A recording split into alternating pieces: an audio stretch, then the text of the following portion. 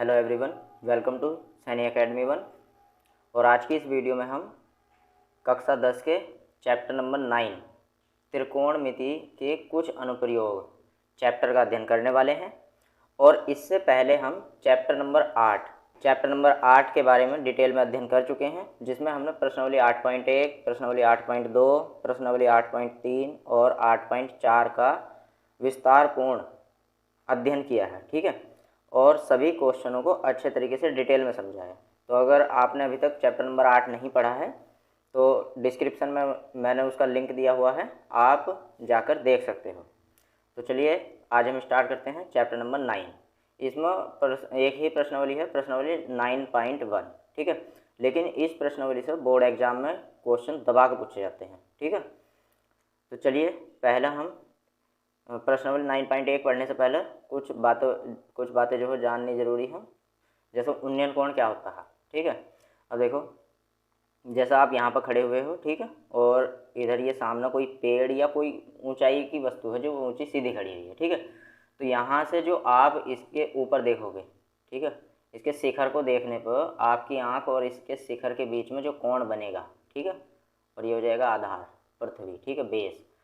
तो इस कोण को ही हम क्या कहेंगे, उन्नयन कोण थीटा। ठीक है, तो ये तो क्या हो गया, उन्नयन कोण थीटा। मतलब जब आप, सीधी सी बात है, जब आप नीचे से ऊपर की ओर देखोगे, नीचे से ऊपर की ओर देखने पर जो कोण बनेगा वो क्या होगा, उन्नयन कोण। नीचे से ऊपर की ओर देखने पर जो कोण बनेगा उसको हम क्या बोलेंगे, उन्नयन कोण। ठीक है, अब बात करते हैं अवनमन कोण की। अब यहाँ पर ये आपका मकान हो गया या मीनार या छत जो भी है, यहाँ पर आप खड़े हुए हैं। ठीक है, नीचे से कोई कार, बस, साइकिल इधर से जा रही है। ठीक है, इधर आपके घर की साइड को। ठीक, तो आप यहाँ से ऊपर से नीचे की ओर देख रहे हो, ऊपर से नीचे की ओर। ठीक, तो ऊपर से नीचे की ओर देखने पर आपकी आंखें जो क्षैतिज की ओर, यानी ये क्षैतिज हो गया, ठीक है, जो डैश डैश डैश किया है मैंने, इसकी ओर। ठीक है, और आपकी आंखें और, ठीक है, क्षैतिज के बीच जो भी कोण बनेगा, ये फाई, इसको मैंने फाई से डिनोट कर दिया। ठीक, ये क्या कहलाएगा, अवनमन कोण। ठीक, ये क्या कहलाएगा, अवनमन कोण। क्लियर है।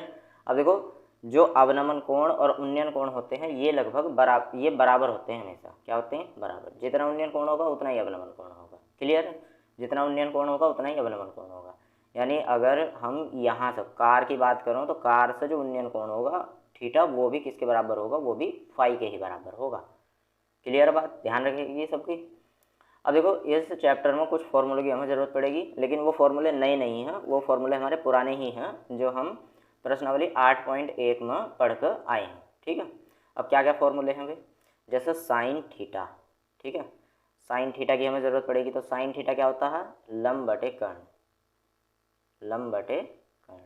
ठीक है, इसको ध्यान से समझ लेंगे, फिर प्रश्नावली फटाफट होती चली जाएगी। ठीक है, दूसरा फॉर्मूला याद रखेंगे सभी, कोस थीटा। कभी कभी इसी की भी ज़रूरत पड़ जाएगी। कोस थीटा क्या होगा, आधार बटे कर्ण, आधार बटे कर्ण।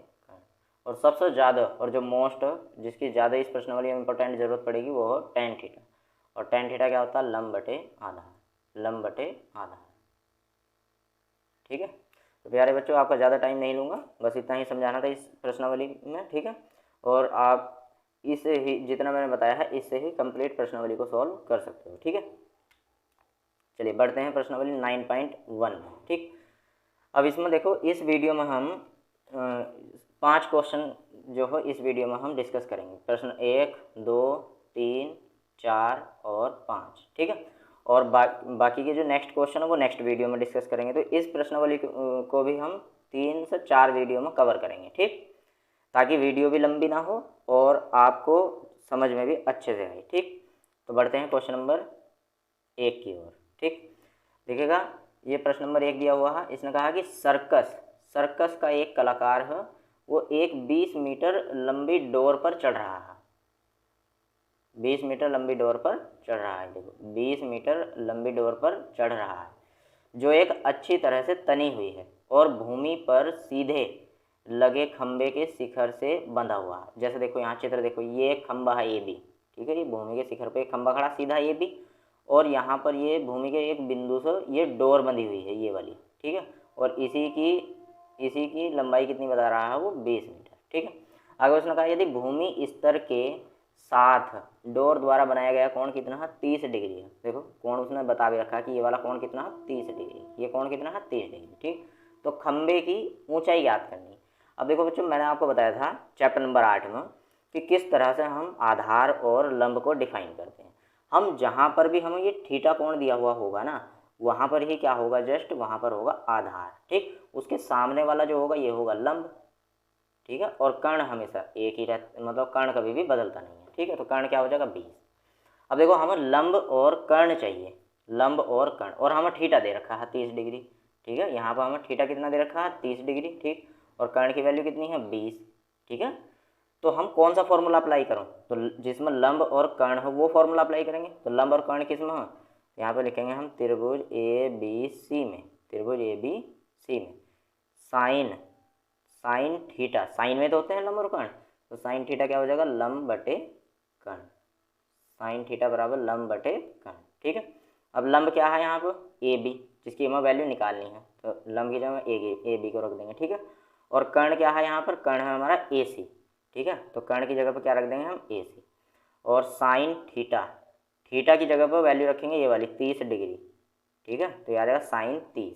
ठीक, अब साइन 30, साइन 30 का मान, अब देखो अब ज़रूरत पड़ेगी टेबल की, तो मैंने वहाँ पर प्रश्नावली 8.2 में आपको बताया था कि इस टेबल को आपको याद कर लेना चाहिए, और याद भी नहीं करोगे तो इस जो 8.2 प्रश्नावली है उसके क्वेश्चनों को अच्छे तरीके से प्रैक्टिस कर लो, तो उसमें लगभग सभी वैल्यू के जो क्वेश्चन दे रखे हैं, जब आप उन क्वेश्चनों को बार बार ट्राई करोगे तो वे वैल्यू आपको याद हो जाएंगी।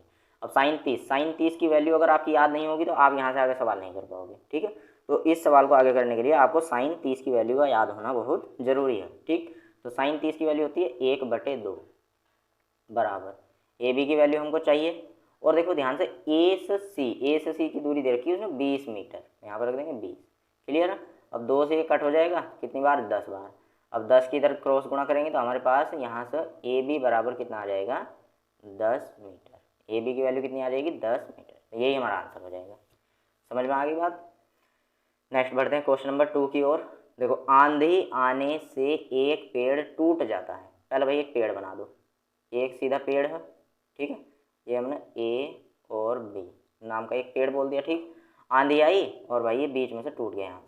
ठीक है, यहाँ से टूट गया तो ये C पॉइंट बोल दिया हमने। ठीक है, C पॉइंट, और टूट का जो ऊपर वाला सिरा है ये इस तरीके से यहाँ से टूट कर जो हो ये इस तरीके से गिर जाएगा, और गिर कर ये ज़मीन को छूने लगेगा। ठीक है, देखो, और टूटा हुआ भाग इस तरह मुड़ जाता है कि पेड़ का शिखर जमीन को छूने लगता है। देखो ये कहा ना, जो पेड़ का ये शिखर है ये, ठीक है, ये जमीन को छूने लगा। तो एक बात बताओ, जो यहाँ A पॉइंट है A, वही तो आके ज़मीन से लगा यहाँ पर, यानी A पॉइंट तो ज़मीन से लगा, तो ये कौन सा पॉइंट आ गया हमारा, A पॉइंट आ गया। आई बात समझ में। तथा इसके साथ 30 डिग्री का कोण बनाता है। कितने डिग्री का, 30, तो ये कोण कितना दिया है, 30 डिग्री। आई बात समझ में। अब उसने कहा पेड़ के पाद बिंदु की दूरी जहाँ पेड़ का शिखर जमीन को छूता है, यानी कि 20 लेकर इस A तक की दूरी कितनी दी है उसने, 8 मीटर। ठीक है, पाद बिंदु का मतलब हो गया इसका तल, जो पेड़ AB है इसका तल। ठीक है, और जहाँ पर पेड़ का जो शिखर है वो क्या है, A है, बिंदु A है, तो इन दोनों के बीच की जो दूरी दे रखी है वो कितनी दे रखी है, 8 मीटर। आई बात समझ में। तो उसने कहा पेड़ की ऊंचाई ज्ञात करो, पेड़ की ऊंचाई ज्ञात करो। तो ऊंचाई क्या है, यहाँ से लेकर यहाँ तक ये पेड़ की ऊंचाई तो है, तो इसकी ऊंचाई को हमने h बोलते हैं, यहाँ से लेकर यहाँ तक। समझ में आई बात। अब देखो यहाँ पे लिख देंगे, माना पेड़ की ऊंचाई h मीटर है। क्लियर। अब देखो, अब ये एक त्रिभुज बन गया हमारे पास CBA। कौन सा त्रिभुज, CBA, या इसको ABC भी बोल सकते हो। ठीक है, ABC। ठीक में, अब देखो यहाँ पर थीटा कहाँ पर दिया हुआ है, बिंदु A पर दिया हुआ है, तो ये वाली भुजा क्या हो जाएगी हमारी, आधार हो जाएगी, और इसके सामने ये क्या हो जाएगी हमारी, लंब हो जाएगी। ठीक, और इधर वाली क्या हो जाएगी, कर्ण। सही है। अब देखो पेड़ की हमें ऊंचाई निकालनी, तो यहाँ पर हमें कर्ण भी निकालना पड़ेगा और यहाँ पर हमें लंब भी निकालना पड़ेगा। क्यों, क्योंकि लंब तो देखो C से लेकर B तक की दूरी है, और जो कर्ण है वो C से लेकर A तक की ही तो दूरी है, ये वाली A तक की ही तो दूरी है, तो दोनों निकालने पड़ेंगे, कर्ण भी और लंब भी। ठीक है, तो यहाँ हम आधार दे रखा है, तो पहले हम लंब निकाल लेते हैं। क्या निकाल लेते हैं, लंब। तो त्रिभुज ABC में लंब और आधार किस में होता है, tan में। अभी समझाया मैंने आपको, tan थीटा बराबर क्या होता है, लंब और बटे में आधार। tan थीटा, थीटा की जगह पर क्या रखेंगे यहाँ 30 डिग्री, और लंब कितना है BC, और आधार कितना है 8। tan 30 का मान 1/√3 बराबर BC, और बटे में क्या आ जाएगा 8। अब 8 की इधर गुणा कर दो, क्रॉस गुणा ऐसा, ठीक है। तो ये आ जाएगा हमारे पास BC बराबर 8/√3 मीटर, ठीक है। तो BC की वैल्यू कितनी आ गई, 8/√3 मीटर। क्लियर है। अब फिर से देखो इसी त्रिभुज में, त्रिभुज ABC में, है ना, यहाँ पर तथा लिखेंगे, ठीक है। अब ये तो हमारा लंब और आधार में लगाया हमने फॉर्मूला, अब आधार और कर्ण में लगा देते हैं। तो आधार और कर्ण में क्या होता है, कोस थीटा बराबर आधार बटे कर्ण, आधार बटे कर्ण। अब कोस थीटा की जगह पे क्या रखेंगे 30 बराबर आधार की वैल्यू कितनी है 8, और कर्ण की वैल्यू कितनी है AC। अब कोस 30 का मान रख देंगे, कोस 30 का मान होता है √3/2। तो देखो यहाँ पर आपको वैल्यू टेबल की याद होनी जरूरी है, अगर याद नहीं होगी तो फिर आप वैल्यू कहाँ से रखोगे, ठीक है। तो यह आ जाएगा हमारे पास √3/2 बराबर 8 और बटे में AC। इनकी क्रॉस गुणा करेंगे तो यहाँ से हमारे पास AC का मान कितना निकल जाएगा बताओ। तो यह आ जाएगा AC तो इधर चला जाएगा, √3 AC की जगह पर आ जाएगा, यानी बटे में तो क्या आ जाएगा √3, और 2 की 8 से गुणा करेंगे, 2 अट्ठे कितना आ जाएगा 16 सेंटीमीटर। तो इतनी बात समझ में आ गई। अब ये हमारा AC आ गया, तो AC कितना आया 16/√3 मीटर, और BC कितना आया 8/√3 मीटर। तो हम तो पेड़ क्या है पूरा AB है, तो अगर हम दोनों को जोड़ देंगे तो पेड़ की ऊंचाई आ जाएगी, ठीक है। यहाँ पर लिखे दे रहा हूँ मैं, H बराबर क्या आ जाएगा 8/√3 प्लस के 16/√3, तो ये जोड़ के आ जाएगा 24/√3, ठीक है। अब हर परिमेकरण कर देंगे, तो जब आप इसका हर परिमेकरण करोगे तो ये आ जाएगा ऊपर कितना 24/√3, और बटे में आ जाएगा 3, 3 से काट देंगे, 3 अट्ठे 24। ये हमारे पास आ जाएगा 8/√3 मीटर पेड़ की ऊंचाई। समझ में आ गया, ये हमारा आंसर हो जाएगा। क्लियर है। नेक्स्ट बढ़ते हैं क्वेश्चन नंबर 3 की ओर। क्वेश्चन नंबर 3 में कहा एक ठेकेदार है, वो बच्चों के खेलने के लिए एक पार्क में 2 फिसलन पट्टी लगाना चाहती है, ठीक है। ठेकेदार लेडीज है कोई, ठीक। उसने 5 वर्ष से कम उम्र के बच्चों के लिए वह एक ऐसी फिसलन पट्टी लगाना चाहती है जिसका शिखर की कितनी ऊंचाई है 1.5 मीटर की ऊंचाई। देखो इस तरीके से शिखर है, उसकी ऊंचाई कितनी 1.5 मीटर, सही है। और वो कह रहा है ये भूमि के साथ में 30 डिग्री का कोण बना हो। तो फिसलन पट्टी कुछ इस टाइप से होती है, ठीक है। ऐसे ही तो यहाँ से रपट कर जाते हैं इधर की साइड से, ठीक, और इधर गिर जाते हैं बच्चे, ऐसा जो खेलने की फिसलन पट्टी होती है, ठीक है, बच्चों के लिए। तो इसका जो कोण है वो कितना दे रखा है 30 डिग्री, ठीक है। जबकि इससे अधिक उम्र के बच्चों के लिए वह 3 मीटर। अब देखो एक नेक्स्ट उसने दूसरी ओर फिसलन पट्टी लगाई है, और इसकी ऊंचाई कितनी है 3 मीटर, और वो कह रहा है अधिक ढलान वाली फिसलन पट्टी लगाना चाहती है जो भूमि के साथ 60 डिग्री का कोण बनाती हो। कितने डिग्री का 60 डिग्री का। तो ये वाला कोण कितना दिया उसने 60 डिग्री। 3 मीटर की ऊंचाई के लिए कितना 60 डिग्री का कोण, और 1.5 मीटर की ऊंचाई के लिए 30 डिग्री का कोण। तो प्रत्येक स्थिति में फिसलन पट्टी की लंबाई, तो फिसलन पट्टी यहाँ से लेके यही तो है, ये वाली ये फिसलन पट्टी तो है ये, ठीक है। तो हमें ये वाली दूरी निकालनी, तो इसको हमने बोल दिया ABC, और इस त्रिभुज को हमने बोल दिया PQR। समझ में आई बात। यहाँ एक तो हमें PR की वैल्यू निकालनी है, और दूसरी A और C की वैल्यू निकालनी है, ठीक। तो पहले हम त्रिभुज PQR की बात कर लेते हैं। PQR में, ठीक, यहाँ पर थीटा दिया हुआ है, तो ये हमारा आधार हो जाएगा, और ये हमारा क्या हो जाएगा लंब, ये क्या हो जाएगा लंब, ठीक है, और ये क्या हो जाएगा कर्ण। तो हमें लंब और कर्ण चाहिए, हमें तो लंब और कर्ण लेना है, तभी तो कर्ण की वैल्यू निकल के आएगी, और लंब की वैल्यू दे रखी है, ठीक है। तो लंब और कर्ण किस में होते हैं साइन में, तो साइन थीटा बराबर लंब बटे कर्ण। देखो मैं फॉर्मूला बार बार इसलिए लिख रहा हूँ ताकि आपकी याद हो जाए। साइन थीटा बराबर लंब बटे कर्ण। अब थीटा की वैल्यू 30 बराबर लंब की वैल्यू 1.5, और कर्ण की वैल्यू हमें निकालनी है, यानी PR, ठीक है। साइन 30 कितना होता है 1/2 बराबर 1.5 बटे, इधर से ये PR ऐसा का ऐसे ही। अब इनकी क्रॉस गुणा कर देंगे, तो PR की 1 से गुणा करेंगे क्या आ जाएगा PR, और बराबर 1.5 की 2 से गुणा करेंगे तो कितना आ जाएगा 3.0 मीटर की उसे फिसलन पट्टी लगानी पड़ेगी 5 वर्ष से कम उम्र के बच्चों के लिए। एक आंसर तो ये हो गया। दूसरा वाला ठीक आप इसी तरीके से करोगे, इसने ये लंब दे रखा है और ये आपको कर्ण की वैल्यू निकालनी है, ठीक है। तो बस 1.5 की जगह पे क्या आ जाएगा 3, और यहाँ थीटा की जगह पे क्या आ जाएगा 60, ठीक है। और यहाँ पर वैल्यू पुट करके आप आंसर निकाल के इसका कमेंट बॉक्स में मुझे बताओगे, ठीक है। नेक्स्ट देखते हैं क्वेश्चन नंबर 4। भूमि के एक बिंदु से जो मीनार के पाद बिंदु से 30 मीटर की दूरी पर है। देखो एक मीनार खड़ी हुई है ये, और भूमि का एक बिंदु है ये, ठीक। ये कितनी दूरी पर हो बिंदु, 30 मीटर की दूरी पर हो, उसने खुद ही कहा, ठीक है। इस मीनार से, मीनार हो गई ए बी, और ये बिंदु को मैंने बोल दिया सी, ठीक। अब उसने कहा मीनार के शिखर का जो उन्नयन कोण है इस बिंदु से वो 30 डिग्री का है। कितने डिग्री का, 30 डिग्री का। ये वाला कोण 30 डिग्री का दिया है। अब कोण यहाँ पर दिया हुआ है तो ये हमारा क्या हो जाएगा आधार, ठीक है। तो उसने कहा कि मीनार की ऊंचाई निकाल लो, तो मीनार तो ये वाली है, ठीक है। तो मीनार की ऊंचाई हमने एच बोल दी कि मीनार कितनी मीटर ऊंची है, एच मीटर ऊंची है, ठीक है। तो त्रिभुज ए बी सी में, त्रिभुज ए बी सी में अब लंब देखो ये आधार हो गया, तो ये वाली भुजा क्या हो जाएगी हमारी लंब, ये वाली भुजा क्या हो जाएगी हमारी लंब, ठीक है। अब आधार और लंब किस फॉर्मूले में होते हैं, टेन में। तो टेन थीटा बराबर लंब बटे आधार, और टेन थीटा की वैल्यू कितनी है यहाँ पर 30 डिग्री, और लंब की वैल्यू कितनी है एच, और आधार कितना है 30। टेन 30 कितना होता है 1/√3, कितना होता है बच्चों 1/√3, और एच बटे कितना आ जाएगा 30। अब ये 30 इधर चला जाएगा, जैसे इसकी क्रॉस गुणा करेंगे हम, तो एच बराबर कितना आ जाएगा 30/√3। हर परिमेकरण कर दो इसका, तो √3 से ऊपर नीचे गुणा, ठीक है। तो ये आ जाएगा हमारे पास 30/√3, और बटे में आ जाएगा 3 से इसको काट देंगे तो कितना आ जाएगा 10। तो एच की वैल्यू कितनी आ जाएगी बच्चों 10√3 मीटर, 10√3 मीटर ये हमारी एच यानी ऊंचाई आ जाएगी। तो ये आंसर हो जाएगा, तो आसानी है। नेक्स्ट बढ़ते हैं क्वेश्चन नंबर 5 पर। भूमि से 60 मीटर की ऊंचाई पर, देखो भूमि से 60 मीटर की ऊंचाई पर, ये 60 मीटर की ऊंचाई होगी, क्लियर है।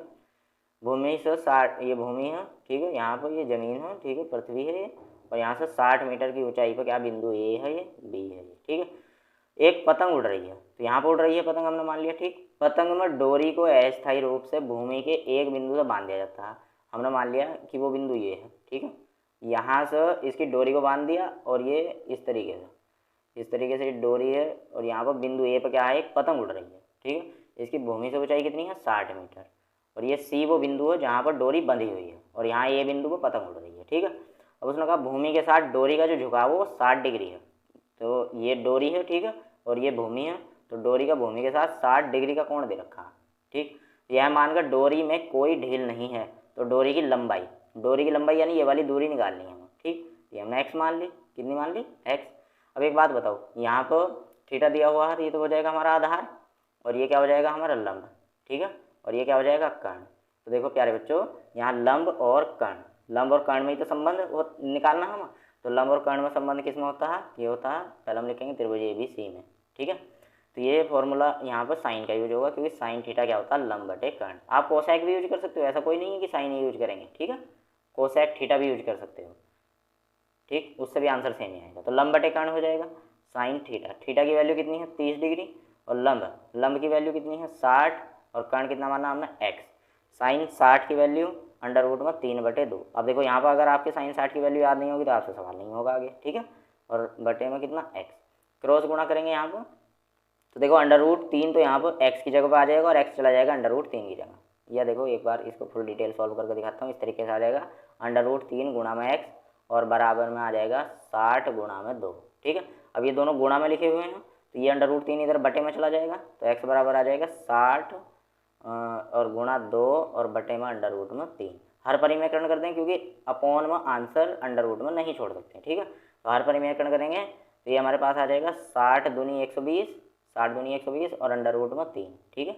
और बटे में √3 के √3 से गुणा करेंगे तो आ जाएगा 3 से काट देंगे, 3 चौक 12, 3 0 0, तो कितना आ गया 40 √3 मीटर।